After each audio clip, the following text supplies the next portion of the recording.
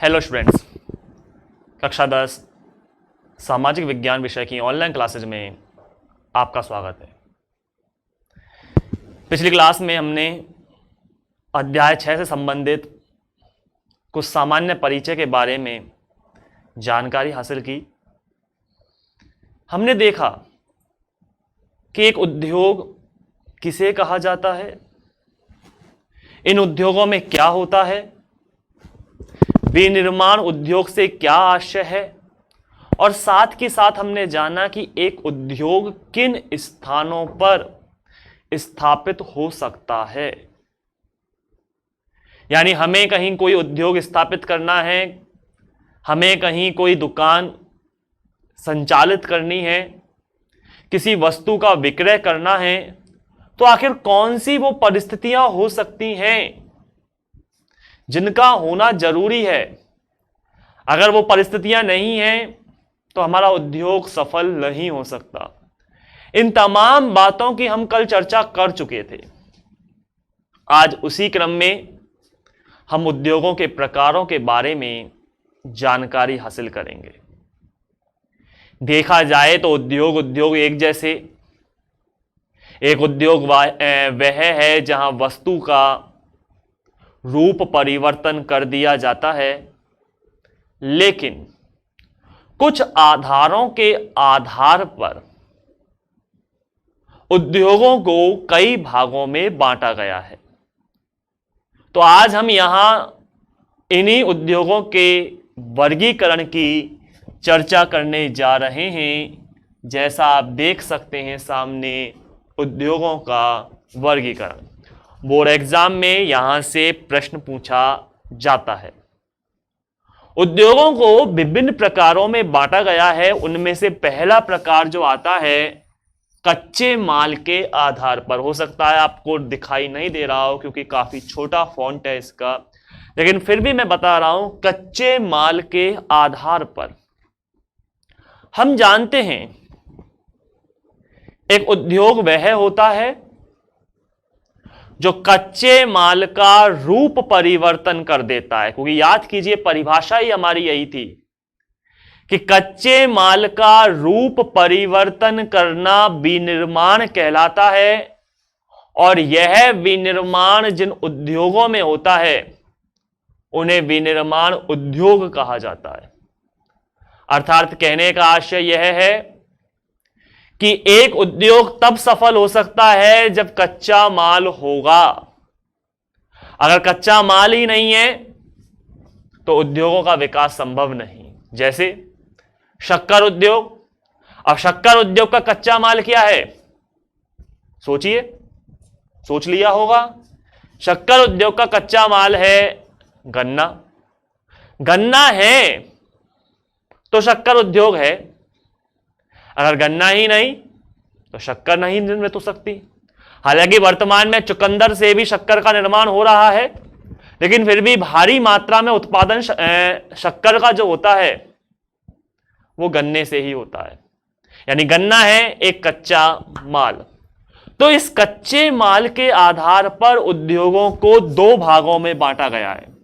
वैसे तो कई भाग हैं, 5 भाग हैं, लेकिन हमारे सिलेबस में सिर्फ 2 ही भाग दिए गए हैं। एक कृषि आधारित और दूसरा खनिज आधारित। वैसे 5 भाग हैं, ध्यान रखना, कच्चे माल के आधार पर। हालांकि उन 5 भागों के से मैं नाम बता दूंगा, अभी चर्चा नहीं करेंगे। हम चर्चा कर रहे हैं सिर्फ 2 भागों की जो हमारे सिलेबस में दिए गए हैं। कच्चे माल के आधार पर उद्योग 2 प्रकार के होते हैं। पहला है कृषि आधारित उद्योग और दूसरा है खनिज आधारित उद्योग। यानी वे उद्योग जिनमें कच्चा माल कृषि से प्राप्त होता है। वे उद्योग जिनमें कच्चा माल कृषि से प्राप्त होता है, उन उद्योगों को कृषि आधारित उद्योग कहा जाता है। अब कच्चा माल कृषि से, जैसे शक्कर उद्योग।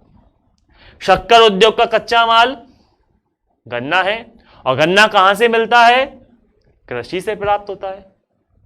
सूती वस्त्र उद्योग।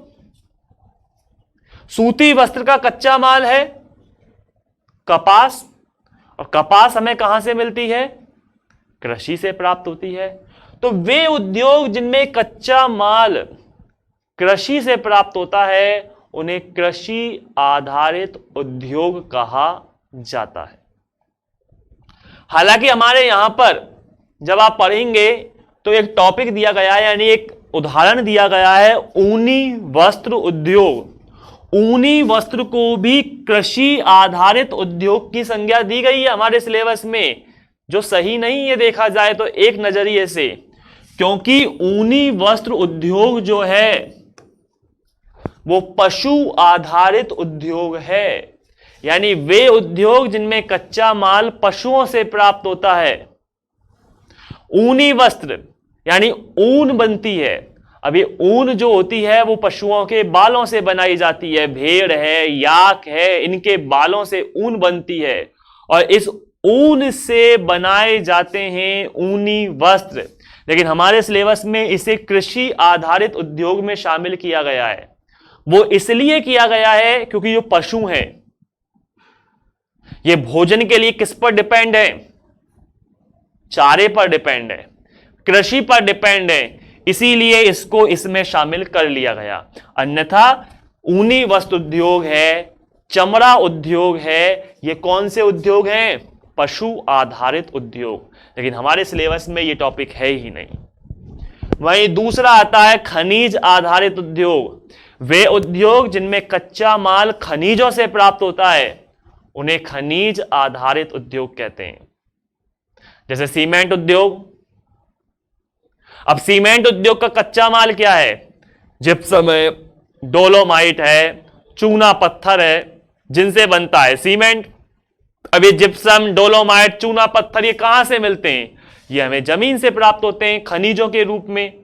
तो वे उद्योग जिनमें कच्चा माल खनिजों से प्राप्त होता है वे खनिज आधारित उद्योग।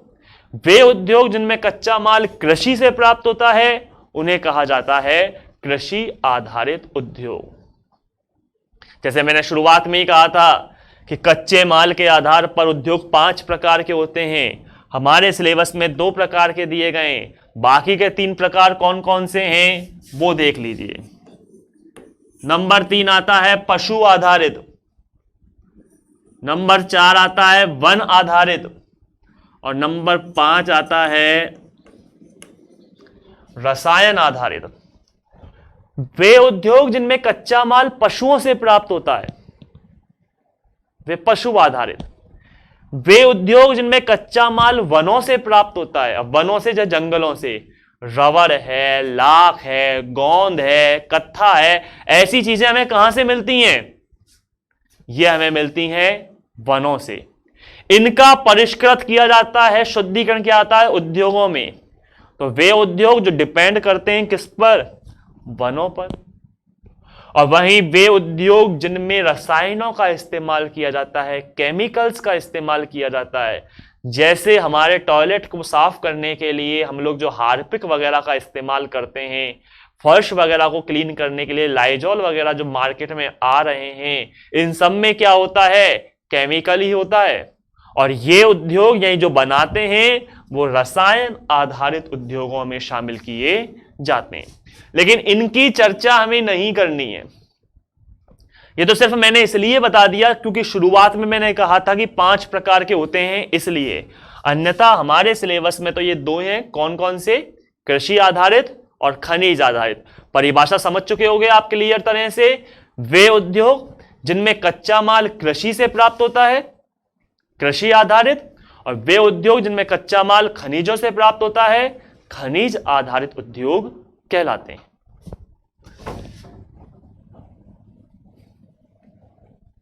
उसी क्रम में आगे आइए। भूमिका के आधार पर, यानी उद्योगों की क्या भूमिका है, उस आधार पर 2 प्रकार के उद्योग, एक आधारभूत और दूसरा उपभोक्ता उद्योग। आधारभूत उद्योग, आप समझना बात को, थोड़ा सा टफ पड़ेगा ये समझने में। वे उद्योग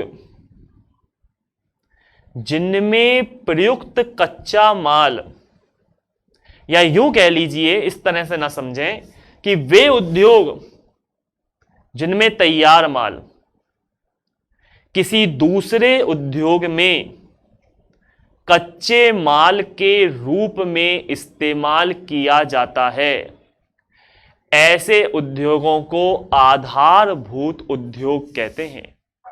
यानी एक उद्योग में तैयार माल दूसरे उद्योग का कच्चा माल हो तो ऐसा उद्योग आधारभूत उद्योग, यानी बेस प्रदान करने वाला, आधार प्रदान करने वाला उद्योग दूसरे उद्योगों के लिए।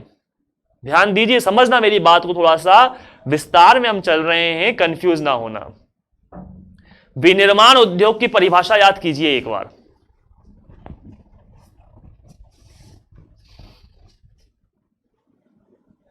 याद किया आपने कुछ? और उस परिभाषा में शुरुआत में यह था कि प्रकृति से प्राप्त कच्चे माल का रूप परिवर्तन करना। अब बात समझना, प्रकृति से प्राप्त कच्चे माल का रूप परिवर्तन करना, यानी वे उद्योग जिनमें प्रकृति से हमें कच्चा माल मिल रहा है, मानव नहीं बना रहा, अपितु प्रकृति हमें दे रही है, और फिर हम उनका रूप परिवर्तन कर रहे हैं। तो प्रकृति से प्राप्त कच्चे माल का रूप परिवर्तन करना विनिर्माण कहलाता है, यह हमने देख लिया। लेकिन आधारभूत उद्योग की बात करें तो ये वे उद्योग होते हैं जिनमें माल तैयार हो रहा है, लेकिन वो तैयार माल किसी दूसरे उद्योग में भेजा जा रहा है और दूसरा उद्योग उस तैयार माल को कच्चे माल के रूप में इस्तेमाल कर रहा है। कैसे, जरा समझिए।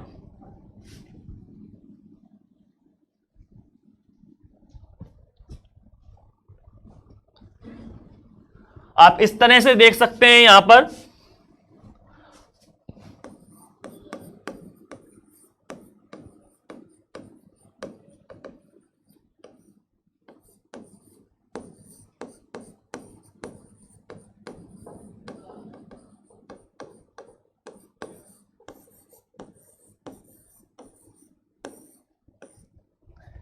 अब देखिए जरा, ये तीन क्रम मैंने लिखा है, लोहो अयस्क, लोहा इस्पात और मशीनें।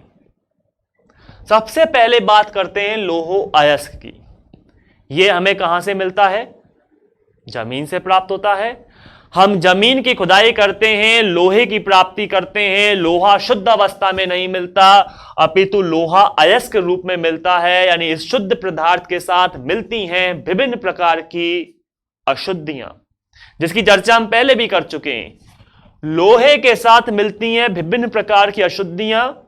जब हम इनको प्राप्त करते हैं तो अशुद्धियों को अलग कर लेते हैं, यानी शेष बचता है हमारे पास सिर्फ लोहा। यह लोहा जो है वो कच्चा लोहा कहलाता है। यह लोहा जो है वो कच्चा लोहा कहलाता है, और इस कच्चे लोहे में जब मिलाया जाता है मैग्नीज तो बनता है लोहा इस्पात। तब बनता है क्या? लोहा इस्पात। अब बात समझना, लोहा इस्पात उद्योग का कच्चा माल क्या है? बात समझना जरा सा कि लोहा इस्पात उद्योग का कच्चा माल क्या है? लोहा और मैग्नीज, क्योंकि लोहे और मैग्नीज से बनते हैं क्या? लोहा इस्पात। अब ये लोहा और मैग्नीज कहां से मिले? ये मिले जमीन से, यानी प्रकृति से। तो प्रकृति से प्राप्त कच्चे माल का हो गया रूप परिवर्तन, तो लोहा इस्पात बना। अब लोहा इस्पात उद्योग में, आप शब्दों को समझना, लोहा इस्पात उद्योग में तैयार माल क्या होगा? लोहा इस्पात उद्योग में तैयार माल है खुद लोहा इस्पात। जैसे शक्कर उद्योग में तैयार माल क्या है? शक्कर ही है। वस्त्र उद्योग में तैयार माल क्या है? वस्त्र है। सीमेंट उद्योग में तैयार माल क्या है? सीमेंट है। ऐसे ही लोहा इस्पात उद्योग में तैयार माल क्या है? लोहा इस्पात। यानी कच्चा माल तो क्या है? लोहा और मैग्नीज, और तैयार माल क्या है? लोहा इस्पात, लेकिन लोहा इस्पात अपने आप में परिपूर्ण नहीं है। हम लोहा इस्पात का उपयोग नहीं करते, अपितु लोहा इस्पात से बनी हुई वस्तुओं का उपयोग करते हैं। जैसे आपके घर में कोई लोहे का दरवाजा है, देख लीजिए आसपास कहीं भी कोई, या लोहे की कोई भी वस्तु है, क्या आप ये कहेंगे कि वो लोहा इस्पात है? अपितु आप उस वस्तु का नाम बोलेंगे। जैसे ये कुर्सी है, टेबल है लोहे की, लोहे के दरवाजों में लगे हुए साकल कुंदे हैं, नट बोल्ट हैं, कील है, ये लोहे इस्पात से बनी हुई हैं। तो हम ये नहीं कहेंगे कि लोहा इस्पात लगा हुआ है, हम ये कहेंगे टेबल है। तो लोहा इस्पात अपने आप में परिपूर्ण नहीं है। लोहा इस्पात से बनाई जाती हैं क्या? विभिन्न प्रकार की मशीनें या विभिन्न प्रकार की वस्तुएं। तो मशीनें जो बन रही हैं वो किससे बनती हैं? लोहा इस्पात से। तो मशीनों का कच्चा माल क्या हुआ? लोहा इस्पात। और लोहा इस्पात का तैयार माल मशीन। अभी आप बात समझ लेना, लोहा इस्पात उद्योग में तैयार माल लोहा इस्पात है। मुझे मालूम है कंफ्यूज हो गए होगे। लोहा इस्पात उद्योग में तैयार माल लोहा इस्पात है, जबकि लोहा इस्पात का, उसमें में आ रहा है, इसमें का आ रहा है, लोहा इस्पात का तैयार माल मशीन है। इन दोनों शब्दों पर ध्यान देना। लोहा इस्पात उद्योग में तैयार माल लोहा इस्पात और लोहा इस्पात का तैयार माल मशीनें। तो मशीनों का कच्चा माल क्या हुआ? लोहा इस्पात हुआ। मशीनों का कच्चा माल क्या है? लोहा इस्पात, क्योंकि मशीनें बनती किससे? लोहा इस्पात से बन रही हैं। अब बात समझना, लोहा इस्पात तैयार माल था किसका? लोहा और मैग्नीज का। लेकिन लोहा इस्पात खुद कच्चा माल है किसका? मशीनों का।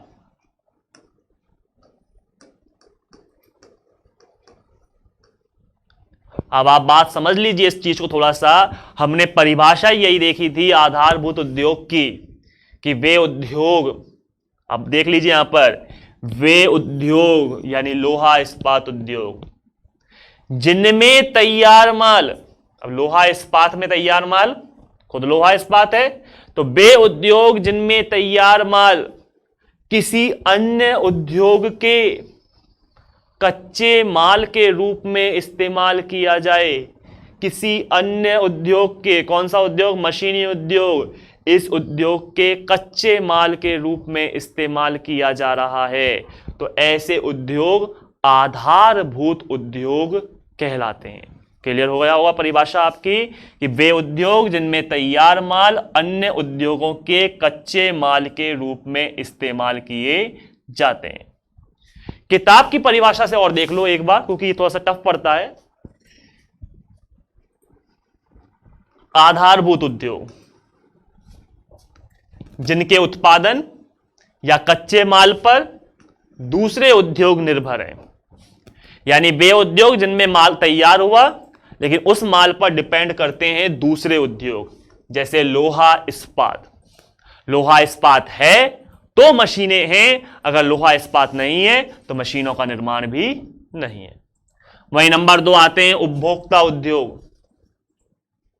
वे उद्योग जिनका माल, जिनका तैयार माल सीधे ही उपभोक्ताओं तक पहुंचा दिया जाता है, कोई बदलाव नहीं, कोई चेंजेस नहीं, माल तैयार हुआ और माल को पहुंचा दिया बाजारों के अंतर्गत।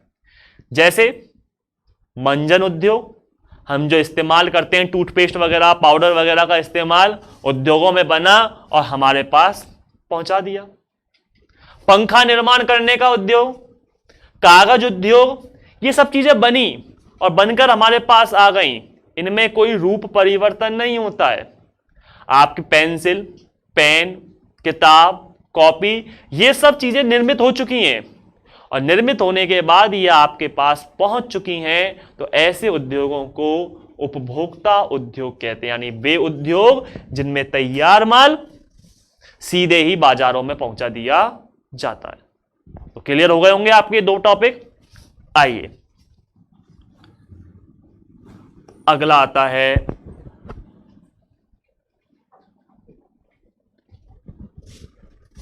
निवेश के आधार पर, किसी उद्योग में पूंजी का निवेश कितना अधिक किया जाता है, उस आधार पर उद्योगों को कुछ भागों में बांटा गया है। और वो कुछ भाग कौन कौन से हैं जरा देखिए, जिनमें दो प्रकार दिए जाते हैं, एक तो लघु उद्योग, एक तो लघु उद्योग है, और दूसरा यहां पर वैसे तो नाम नहीं दिया गया है लेकिन मैं आपको बता देता हूं, बृहत उद्योग। टॉपिक उस प्रकार से नहीं दिया, मैं समझा देता हूं। वे उद्योग जिनमें पूंजी का निवेश कम होता है, अब वो कम का मतलब कम कितनी भी हो सकती है, लेकिन 1 करोड़ से कम, 1 रुपया भी हो सकती है, 10 लाख भी हो सकती है, 50 लाख भी हो सकती है। 1 करोड़ रुपए से कम है तो ऐसे उद्योग लघु उद्योग कहलाते हैं, और वे उद्योग जिनमें पूंजी का निवेश 1 करोड़ से अधिक है उन्हें बृहत उद्योग कहा जाता है। हालांकि ये प्रकार 3 आते हैं, लेकिन हमारे सिलेबस में ऐसा नहीं है। ये 3 प्रकार में कुटीर और आता है, कुटीर, लघु और बृहत, लेकिन हमारे सिलेबस में से 2 दे रखे हैं, लघु और बृहत। वे उद्योग जिनमें पूंजी का निवेश 1 करोड़ से कम है वो लघु उद्योग, और वे उद्योग जिनमें पूंजी का निवेश 1 करोड़ से अधिक है उन्हें बृहत उद्योग कहा जाता है। कोई खास नहीं, आगे आइए।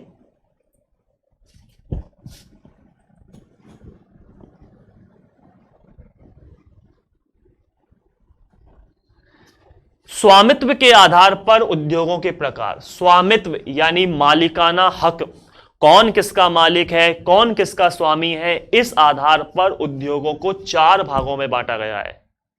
सिर्फ टॉपिक को समझ लीजिए, परिभाषा आप बाद में देख सकते हैं। पहला टॉपिक है सार्वजनिक। वे उद्योग जिन पर सरकार का नियंत्रण होता है उन्हें सार्वजनिक उद्योग कहा जाता है, सीधी सी परिभाषा है। वे उद्योग जिन पर सरकार का नियंत्रण होता है उन्हें सार्वजनिक उद्योग कहा जाता है। दूसरा आता है निजी उद्योग। वे उद्योग जिन पर किसी एक व्यक्ति, एक परिवार का अधिकार होता है उन्हें निजी उद्योग कहा जाता है। जैसे डाबर का नाम आपने सुना होगा, बजाज, टाटा, ये किसी एक व्यक्ति और किसी एक परिवार के नियंत्रण में आते हैं, तो ऐसे उद्योगों को निजी उद्योग। तो वे उद्योग जिन पर सरकार का नियंत्रण है वह सार्वजनिक, और वे उद्योग जिन पर किसी एक व्यक्ति का नियंत्रण है, एक परिवार का नियंत्रण है, उन्हें निजी उद्योग कहा जाता है। तीसरा आता है संयुक्त उद्योग। वे उद्योग जिन पर सरकार का और निजी व्यक्ति दोनों का ही नियंत्रण होता है उन्हें कहा जाता है संयुक्त उद्योग। जैसे हम जो विदेशों से तेल का आयात करते हैं उन पर सरकार का भी अधिकार है, वहीं दूसरी तरफ रिलायंस इंडस्ट्री का भी अधिकार है। दोनों के सामूहिक प्रयासों से कार्य किया जा रहा है। तो वे उद्योग जिन पर सरकार का भी नियंत्रण होता है, बराबर की हिस्सेदारी हो सकती है, 50-50% हो सकता है, 60-40 हो सकता है, 30-70 हो सकता है, मतलब इससे नहीं है, लेकिन इसके अंतर्गत दोनों का योगदान होता है, निजी उद्योगों का भी और सार्वजनिक उद्योगों का। तो ऐसे उद्योग संयुक्त नाम के अकॉर्डिंग। और एक चौथा आता है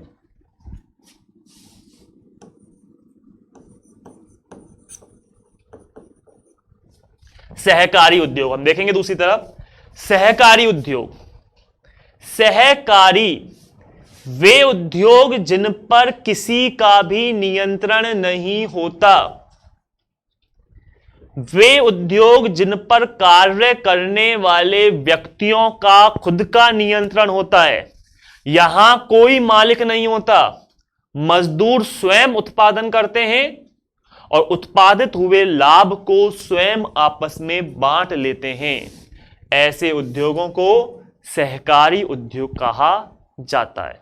आप ध्यान दीजिए, सार्वजनिक पर सरकार का, निजी पर किसी एक व्यक्ति या किसी एक परिवार का, संयुक्त उद्योगों पर सरकार और निजी व्यक्ति दोनों का, जबकि सहकारी उद्योगों पर किसी का कोई नियंत्रण नहीं होता। कार्य करने वाले श्रमिक खुद मालिक होते हैं, खुद श्रमिक होते हैं, खुद उत्पादन करते हैं, प्राप्त होने वाले लाभ को खुद आपस में बांट लेते हैं। हानि होगी तो भी बराबर में होगी, लाभ होगा तो भी बराबर में होगा। जबकि इससे पहले के तीनों उद्योग हमने देखे, उन पर लाभ हमेशा मालिक को होगा, मजदूर को मिलता है सिर्फ उसका वेतन। अगर लाभ है तो मजदूर को शामिल नहीं किया जाता, लेकिन अगर हानि है तो मजदूर को भी इसमें शामिल कर लिया जाता है। तो ये 3 प्रकार के उद्योगों की हमने आज चर्चा की। इनके अलावा शेष बातों की चर्चा हम आगामी क्लास में करेंगे, लेकिन तब तक के लिए धन्यवाद। लेट है सर क्लास में आने का।